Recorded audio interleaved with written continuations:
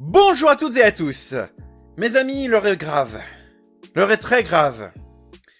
Je pense que quelque part, quelqu'un dans le monde veut notre peau, veut nous faire du mal d'une manière ou d'une autre. Ça peut être habituellement à la télévision, mais là, pour le coup, je pense que c'est au cinéma. Avec un film français. Je regarde pas souvent de films français, mais là, pour le coup, j'aurais peut-être dû me péter une jambe ce jour-là. C'est un peu tard, malheureusement, oui. Nous allons parler d'Astérix.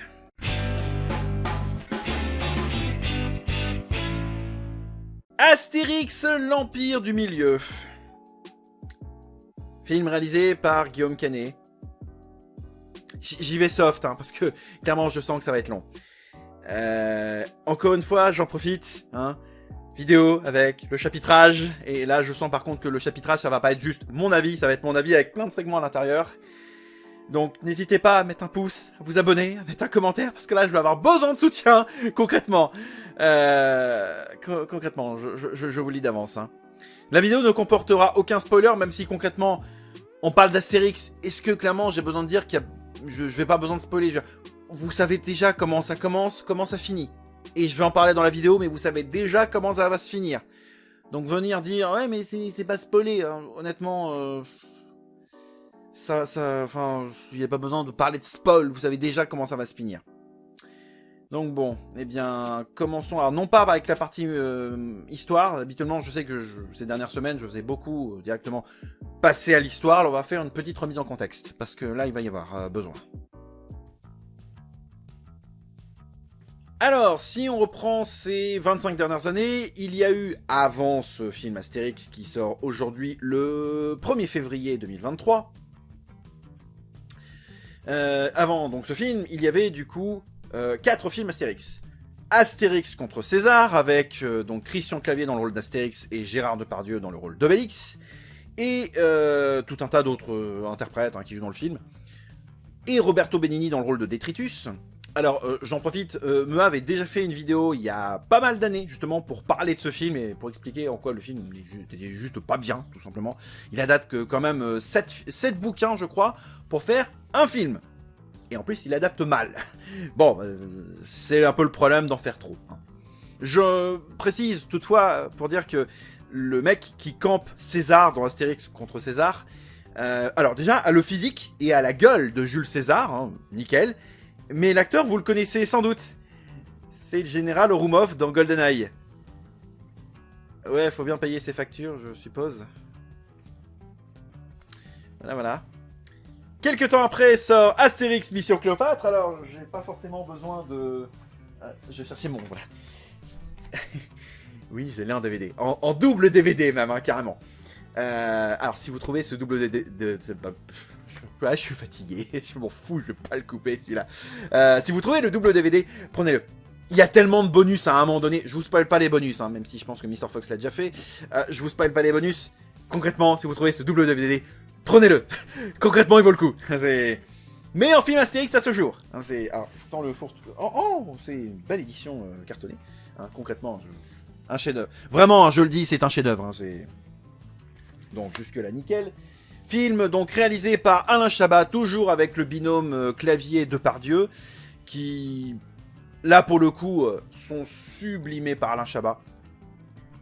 Et surtout, ce film est intemporel. Le film est sorti il y a, à l'heure où je tourne cette vidéo, est sorti il y a 20 ans, et clairement, il n'a pas pris une ride. Il y a peut-être une ou deux blagues peut-être un peu datées, genre Itinéris, j'écoute, que les moins de 20 ans vont pas comprendre, parce que Itinéris c'était l'ancien nom d'Orange, et le j'écoute c'était le slogan. Itinéris, j'écoute. Mais mis à part ça, le film est nickel. Quelques années après, en 2008, sort Astérix aux Jeux Olympiques. Alors on change d'Astérix, c'est Clovis Cornillac qui prend la place de Christian Clavier. Pour un film pitoyable, je n'ai pas les mots honnêtement. Là encore, Mea en avait fait une vidéo il y a quelques années. Vidéo qui explique à quel point ce film a été un carnage honnêtement. Et alors... pourquoi Astérix Mission Cléopâtre est une réussite et pourquoi les autres films sont un ratage, on en parlera plus tard dans la partie mon avis. Ouais, parce qu'il y a une grosse explication et c'est pas le propos, mais il y a une explication. Alors, Astérix Mission Astérix aux Jeux Olympiques, et du coup, a pas mal de guests, hein. Il y a Zidane, il y a Michael Schumacher, Jean Todt, voilà, il y a pas mal de guests. Il y a Alain Delon qui fait du Alain Delon. Voilà, clairement. Oui, je sais imiter Alain Delon. Alain Delon est inimitable. Alain Delon est immortel. Alain Delon est Alain Delon. Mais oui, je sais faire Alain Delon, parce que Alain Delon sait faire Alain Delon. Ouais, Oui, bah je sais faire des imitations. Hein. Regardez certains de mes clips sur YouTube, vous allez comprendre. Hein. Bref, alors film qui est pas ouf, mais arrive à peu près à s'en sortir. Je l'ai vu au cinéma d'ailleurs, et... à une semaine près, je regardais X-Men 3. J'aurais mieux fait d'économiser pour continuer à aller voir X-Men 3, en fait. Réellement. Ouais. X-Men 3 est un bien meilleur film. Et pourtant, X-Men 3 s'est fait défoncer à sa sortie. Hein, mais X-Men 3 est un bien meilleur film qu'Astérix aux Jeux Olympiques. Mais ceci, c'est un autre débat. Quelques années après, en 2012, sort du coup Astérix au service de Sa Majesté, qui en fait est une adaptation d'Astérix chez les Bretons. Hein. Sauf que, encore une fois, la mentalité française, on n'est pas capable de prendre des interprètes franco-anglophones. Vous savez, hein, potentiellement, je sais pas, Charlotte Rampling, Christine Scott Thomas. Non, c'est trop compliqué. On va mettre Catherine Deneuve et Valérie Lemercier, parce que visiblement, ça coûte moins cher. Et c'est surtout moins qualitatif. Alors, j'adore Catherine Deneuve, hein, qui clairement j'ai de l'admiration pour elle. Mais visiblement, c'était pas le film pour qu'elle puisse s'exprimer. Concrètement. Je veux dire, vous mettez Catherine Deneuve dans une œuvre d'Heroic Fantasy, ou dans l'espace, ou face à Superman. Mais pas dans un nanar comme... C'est même pas un nanar, ce serait insulter les nanars. Enfin voilà, c'est pas fifou. Donc voilà, c'est concrètement... Que dire de plus? Voilà, c'est à peu près pour essayer de synthétiser à peu près la plupart des films Astérix. Et encore, je fais court. Passons du coup à la deuxième partie de cette vidéo, l'histoire. Alors, l'histoire. Est-ce que j'ai vraiment besoin de parler de l'histoire d'un Astérix? Alors, on va essayer de faire simple. L'histoire d'Astérix, le film, hein, concrètement. Alors, étonnamment, ça commence avec ceci. C'est-à-dire, nous sommes en 50 avant Jésus-Christ, toute la Gaule est occupée par les Romains, non toute, un village peuplé d'irréductibles Gaulois résiste encore et toujours à l'envahisseur. Et la vie n'est pas toujours facile pour les garnisons de légionnaires romains, des camps retranchés de Babaorum, Aquarium, Laudanum et Petit Bonhomme. Bon, ben ça c'est le début du film. Et de tous les autres films, et y compris en animé. Enfin bref, bah c'est comme ça que ça commence, hein, pour faire simple. Puis il s'avère que quelqu'un débarque dans le village en disant « bonjour, j'ai besoin de votre aide, vous voulez bien venir m'aider, ce serait sympa en fait, parce que on est un peu dans la merde. » Finalement, bon, ils discutent, et finalement c'est toujours Astérix et Obélix, et Idéfix, qui du coup partent à l'aventure, à l'autre bout du monde. Alors comme son nom l'indique, comme le nom du film l'indique, ils vont dans l'Empire du Milieu, c'est-à-dire la Chine. Et en fait, bah, ils vont essayer de repousser une invasion romaine. Attends une minute. Je veux bien croire que la plupart des histoires d'Astérix peuvent se ressembler, mais là... je tiens quand même à préciser que le film a été vendu comme étant une histoire originale. On va en parler, je pense, du côté original. Ça va aller. Je me retiens. Passons à la troisième partie avant que je fasse un massacre.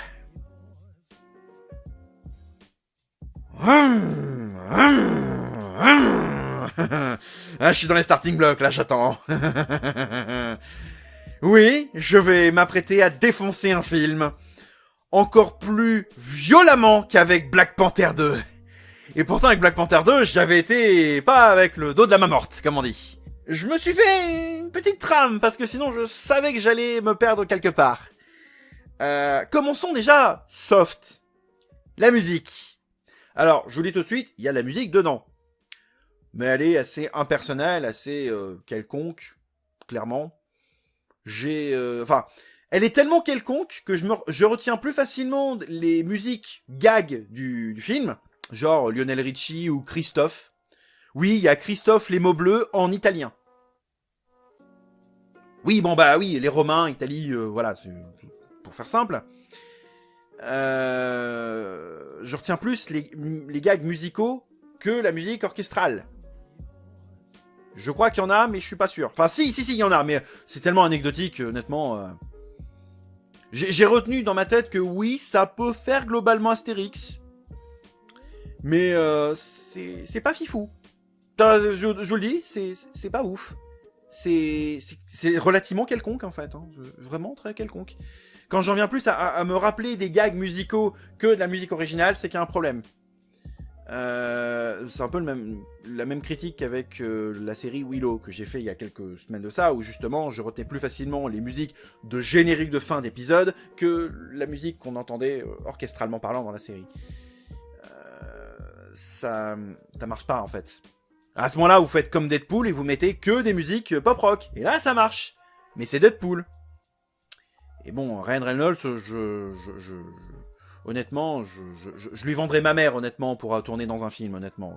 Oui, je sais, c'est méchant, mais bon, c'est Ryan Reynolds, quoi. On peut pas lui dire non. Ah, Guillaume Canet, je peux lui dire non. Hein. Ryan Reynolds, je peux pas lui dire non. J'adore Ryan Reynolds. Bah, c'est pas le sujet. Puis bon, Deadpool 3, c'est l'année prochaine ou dans 2 ans, donc on a un peu le temps encore. Oh putain, c'est loin. En attendant, dans 2 semaines, il y a Ant-Man 3. Alors, musique, c'est fait. Passons à l'histoire. Oui, je vous l'ai promis. Alors, petit carnet, petit crayon.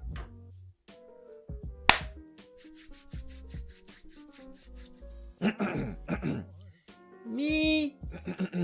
Mi.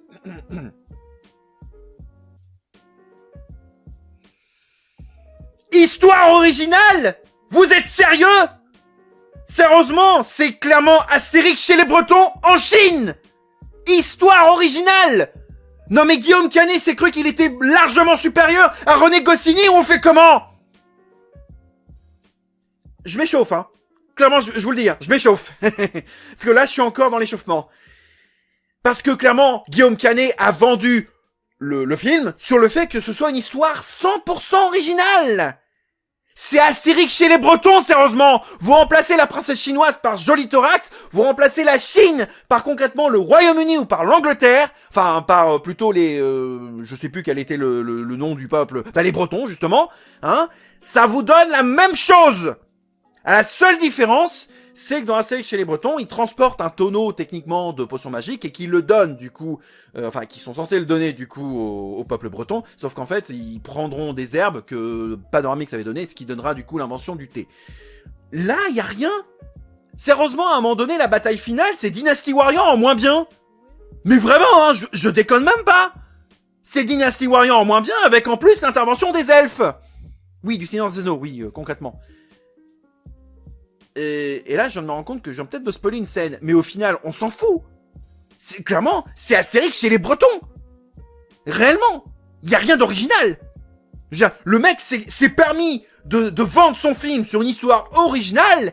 Elle ne l'est pas. C'est Astérix chez les Bretons. Clairement. Ensuite, vis-à-vis du contenu du film, le film est juste pas ouf.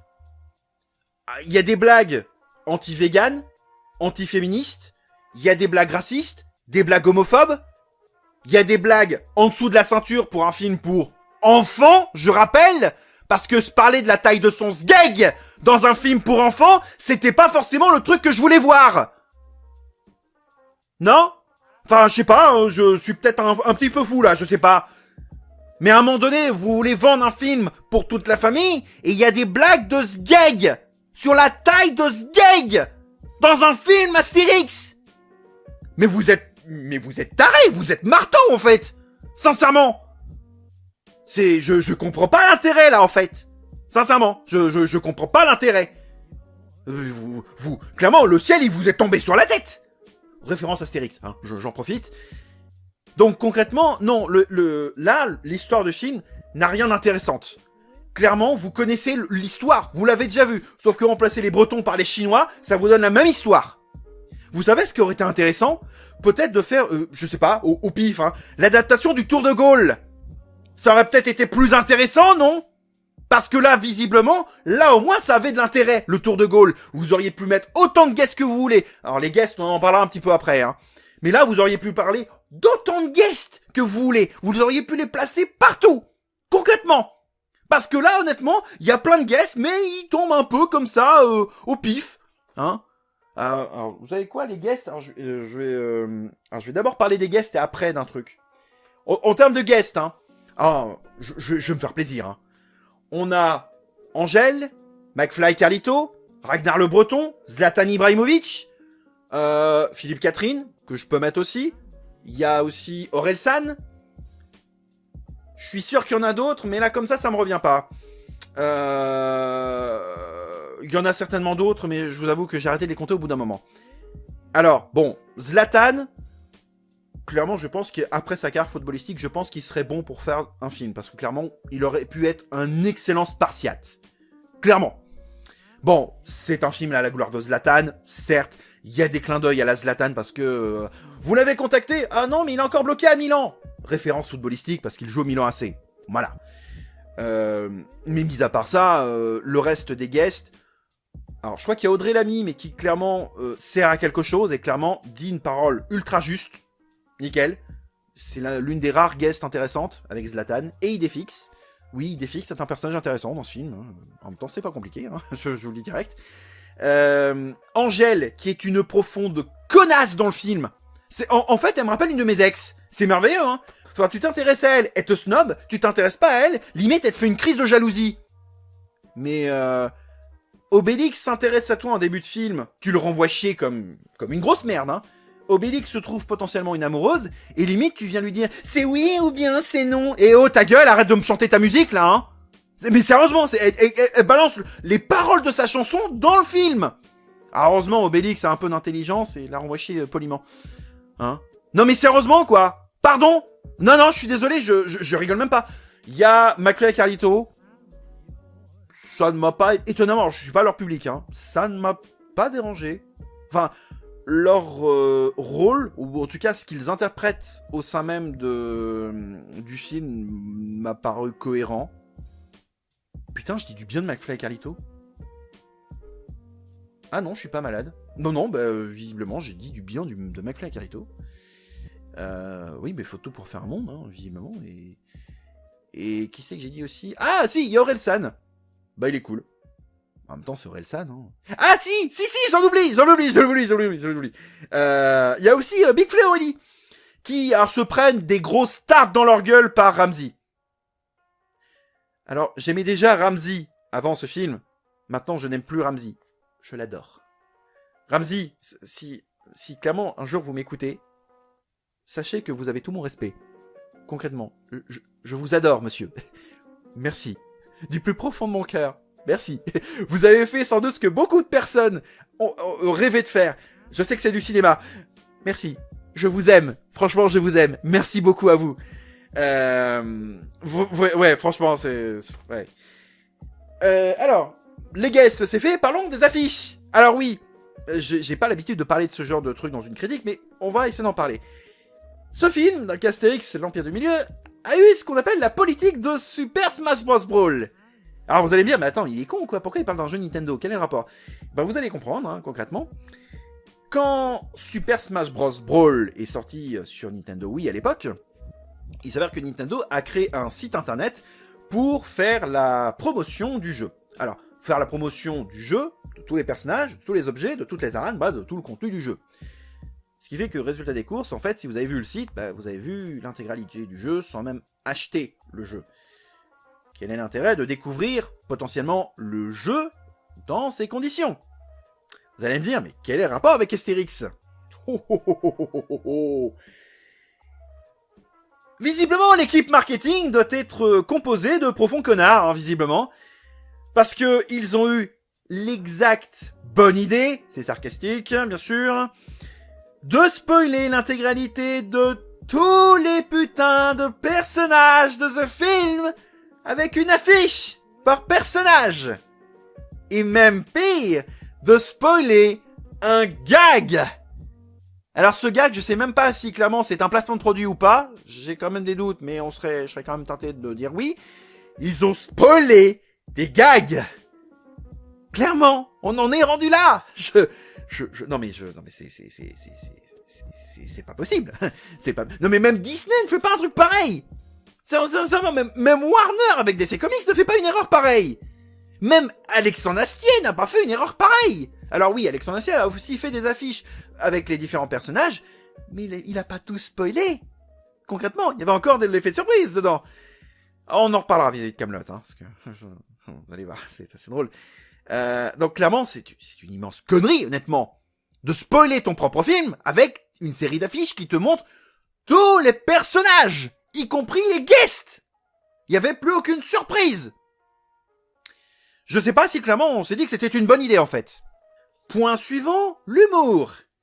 Enfin, si tant est qu'il existe dans ce film. Hein. Dans la salle de ciné où j'étais, y a pas une seule personne qui a rigolé. Même pas un petit pouffement, rien, que dalle. Que chi, nada, rien, pas de zouille. Zéro. J'ai vu plus de blagues drôles dans un film de Philippe Lachaud, hein, genre Nicky Larson par exemple, que devant ce film Astérix. J'ai même envie de dire qu'il y a même un mec qui s'est barré pendant la séance. Ça veut tout dire. Ça pas mal.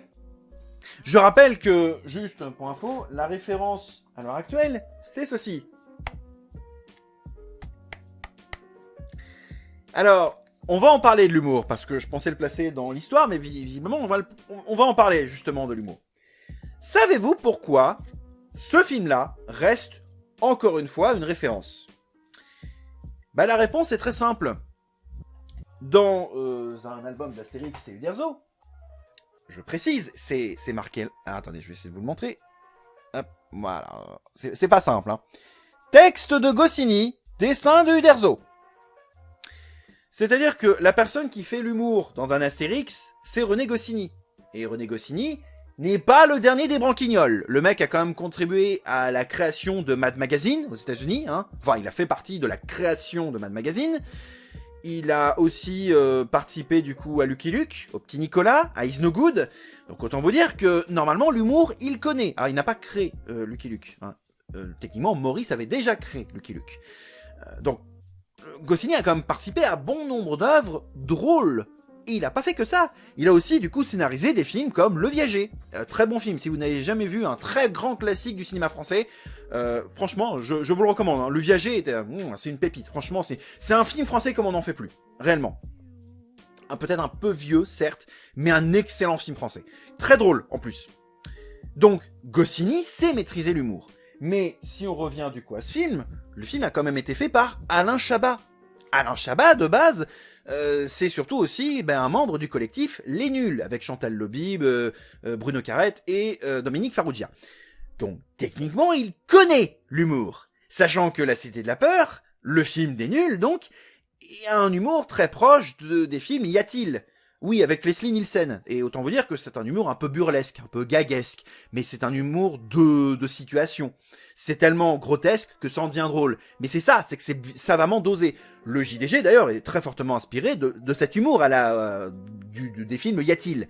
C'est un humour très particulier, par exemple. Et le truc, c'est que Alain Chabat sait maîtriser cet humour. Donc forcément, pour faire du coup un film Astérix Mission Cléopâtre, quoi de mieux que... Désolé. Quoi de mieux que reprendre du coup le bouquin, quasiment, on va faire simple, hein, vous prenez presque, hop, case par case, et clairement vous en faites un film en saupoudrant un peu d'humour, hein, directement, de parcimonie, hein, carrément. Et ça vous donne du coup un film bien conçu 20 ans après. Clairement un classique du cinéma, hein, mais un classique du cinéma français, un classique de l'humour, clairement un film comme on devrait en avoir plus souvent en fait. Le problème, c'est que, passé Mission Cléopâtre, Uderzo, qui lui était encore en vie à ce moment-là, a très mal pris le fait qu'on se revendique plus de Goscinny que d'Uderzo. Ce qui fait que tous les films qui pouvaient se revendiquer de Mission Cléopâtre ont complètement été refusés par Albert Uderzo, vexé qu'on pense plus à son pote qu'à lui-même. Ce qui donne du coup Astérix aux Jeux Olympiques et Astérix au service de Sa Majesté qui sont pitoyables. Le hic, c'est qu'au moment où Guillaume Canet a eu les droits pour faire son film Astérix, Uderzo était encore vivant, je rappelle. Et du coup, le projet était en chantier. Bon, entre-temps, il y a un truc qui s'appelle le Covid. qui a un peu retardé la sortie du film hein, aussi, et même la préparation du film, visiblement. Donc forcément, c'était lancé, c'était trop tard, c'était un film pour Uderzo, pas un film à la Astérix. Ce qui fait que, encore une fois, c'est un Astérix cérébral, un Astérix qui réfléchit trop, en fait c'est pas Astérix quoi, tout simplement. Et il est là le problème. Et surtout vis-à-vis d'un mec comme Guillaume Canet qui ne maîtrise pas l'humour. Vous avez déjà vu Guillaume Canet faire des films comiques? Parce que j'ai pas souvenir. Parce que des films comiques, j'en ai vu, hein. Max et Léon du Palmacho, même potentiellement, justement, Didier ou Astérix Mission Cléopâtre ou La Cité de la Peur avec justement Alain Chabat principalement, voire même Nicky Larson de Philippe Lachaud. Il y en a certainement plein d'autres, hein, mais concrètement, en voilà des films drôles, concrètement, où c'est vraiment bien amené, bien apporté, bien savamment dosé, etc. Là, ici, c'est pas drôle. Honnêtement, c'est tout sauf drôle. Je vois pas ce qu'il y a de drôle dans ce film, concrètement. Et même, j'en veux pour preuve, enfin là je l'ai pas avec moi la preuve, mais dans la salle de spectacle, salle de 300 places, la salle devait être remplie à peu près au quart, à quelque chose près, il n'y a pas eu un seul rire. La dernière fois que j'étais dans une configuration pareille, c'était en 2016, pour la sortie du film Les Visiteurs, la Révolution, et c'était le même cas de figure, ce n'était pas drôle, clairement. En fait, j'ai plus eu le sentiment que le film essayait d'être un film qui fait des références vaguement comme si c'était un tonton un peu raciste, plus que réellement un projet de cinéma. Parce que on fait des blagues anti-féministes, on fait des blagues anti-véganes, on fait des blagues un peu racistes, un peu misogynes et un petit peu aussi homophobes. Excusez-moi, mais je regarde un film Astérix ou CNews? Parce que moi personnellement, j'ai pas eu l'impression de voir un film Astérix là. Donc, moi, ça me dérange. Concrètement, je vous le dis, ça me dérange. Je ne vois pas l'intérêt. Je vous le dis, hein, clairement, le film n'a aucun intérêt en lui-même. Donc, il n'y a pas d'humour dans le film. Il n'y a pas d'humour. Concrètement, le film ne fait pas rire. C'est un film Astérix et il ne fait pas rire. Et on va passer, du coup, au dernier point. Je vais vérifier juste ma trame principale, en tout cas, mon process. Dernier point de cette vidéo. Le budget.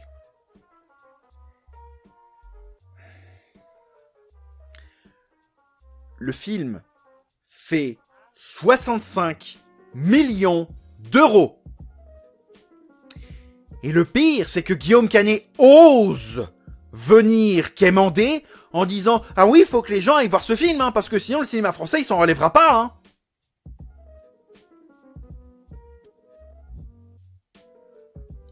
T'es sérieuse, Jacqueline, là?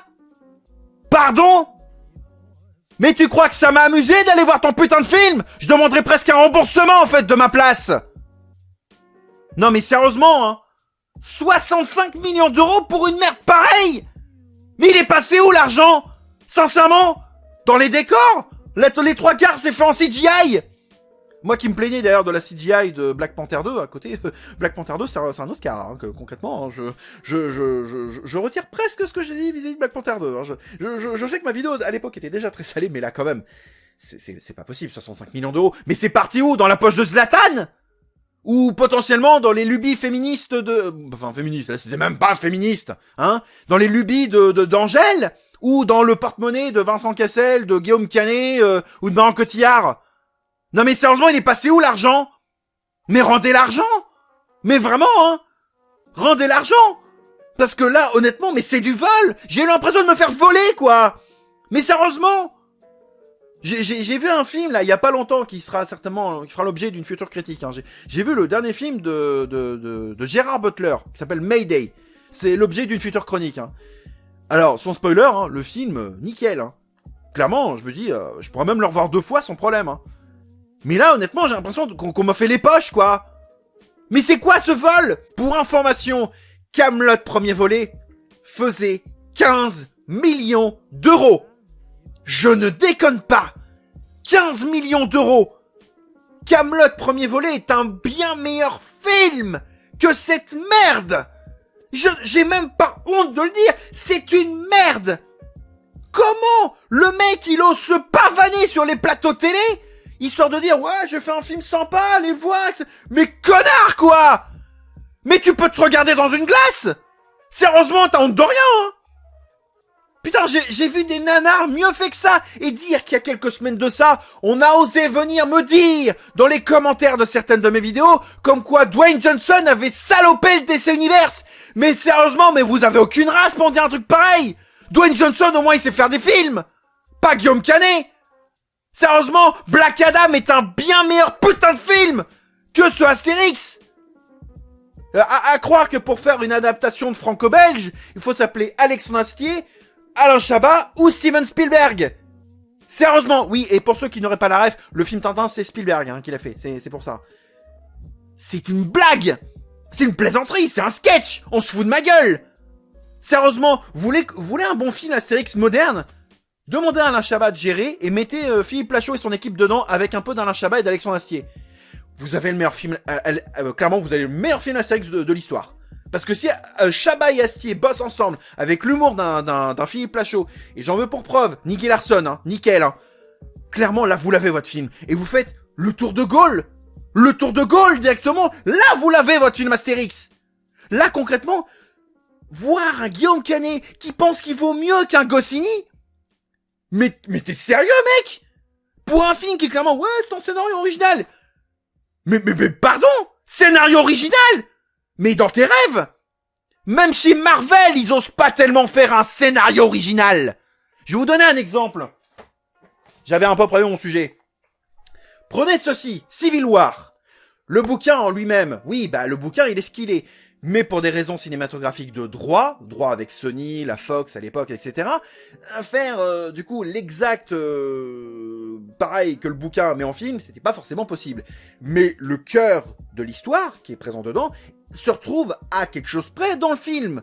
Ce qui fait qu'il est quand même cohérent, on s'inspire du bouquin et du titre pour finalement en faire un film. Mais au moins, Civil War, il a quelque chose. Et je vais vous donner un autre exemple. Quand vous avez un Henry Cavill qui potentiellement affronte Batman dans BVS, donc Batman vs Superman, à la fin du film, ça donne ceci. Oui, clairement, quand le gros monstre il tatane la gueule de Henry Cavill, ça donne ceci. Désolé du spoil, mais bon, si vous avez vu Justice League Snyder Cut, techniquement, vous connaissez déjà l'histoire. Donc voilà, clairement. Mais là, c'est une blague. Le film essaye d'être un scénario original. Mon cul, ouais. C'est une pâle copie d'Astérix chez les Bretons, mais en Chine. Original? Pardon, vous dites? Excusez-moi, original? Vous m'auriez dit Astérix au Brésil avec potentiellement, je sais pas, les conquistadors ou une connerie à la con. Oui, je sais, c'est pas la bonne période historique, mais au point on en est, sérieusement. Ça, alors là aussi, parlons-en. Je sais que techniquement Astérix, on va dire que Astérix n'a jamais été exact d'un point de vue fait historique. Je suis d'accord. Mais Jules César n'a jamais eu la prétention d'aller jusqu'en Chine. Déjà qu'Alexandre le Grand n'a jamais pu franchir l'Inde.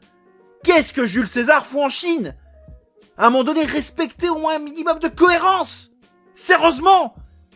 C'est juste parce qu'à la base, ils voulaient espérer être cofinancés par la Chine. Sauf que la Chine leur a dit non, on n'envahit pas la Chine.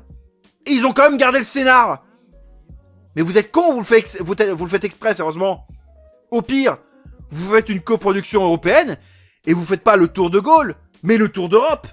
Vous allez en Belgique, vous allez en Germanie, vous allez chez les Helvètes, vous allez un peu à Rome, vous allez un peu en Espagne, en Corse, et là vous faites le tour d'Europe. Et vous le faites cofinancer par des partenaires européens. Ça vous coûte moins cher. Là, 65 millions d'euros par pâté. Alors, pas que, je suppose, Je sais pas, non, même moi, j'ai des meilleures idées de scénario, pourtant c'est pas mon métier. Excusez-moi, mais moi, ça me dérange, en fait. J'ai un peu l'impression de m'être fait voler, là. Voler mon temps et mon argent. Rendez-moi mon argent. Sincèrement, rendez-moi mon argent. Parce que là, c'est du vol. Même les Visiteurs 3, je m'étais moins fait voler que ça. Là, j'ai l'impression que clairement, on m'a même fait un toucher rectal, quasiment. Donc non, je suis désolé. Je vous le dis direct. Je ne vous recommanderai jamais ce putain de film. Même encore Black Panther peut avoir de l'intérêt. Parce que même Black Panther, à la fin de la vidéo, j'avais dit au pire, allez voir le film pour vous faire votre propre idée. Jamais je vous recommanderai ce putain d'Astérix. Jamais de la vie. Économisez votre temps, votre argent, à faire une autre activité, avec votre famille. Allez au parc d'attractions, à la mer, à la montagne, allez au McDo, ou regardez un dessin animé, ou je sais pas quoi d'autre. Concrètement, faites autre chose. Ou au pire, vous savez quoi? Dans 2 semaines, directement le 15 février, en date de sortie de cette vidéo, il y a Ant-Man 3 qui sort. Prochain film Marvel. Vous voulez en avoir pour votre pognon? Allez regarder Ant-Man 3. Ce sera quand même beaucoup mieux. Ou au pire, il y a le dernier M. Night Shyamalan. Avec Batista et Ron Weasley. Putain, je pensais jamais dire ça un jour. Bah c'est sur ça qu'on va finir, tiens. C'est la fin de cette vidéo un peu gueulante. Je sais bien. Et je m'en excuse. Si clairement vous avez vu le film, vous avez souffert tout comme moi, dites-moi votre ressenti dans les commentaires, je me ferai un plaisir de vous répondre et de vous soutenir aussi parce que je pense que vous en avez besoin. On se retrouve très très vite pour de prochaines vidéos. D'ici là, portez-vous bien. Gros bisous à tous. Encore une fois, pouce, partage et tout, hein, bien sûr. On se retrouve la semaine prochaine. Je vais avoir besoin de repos. Salut!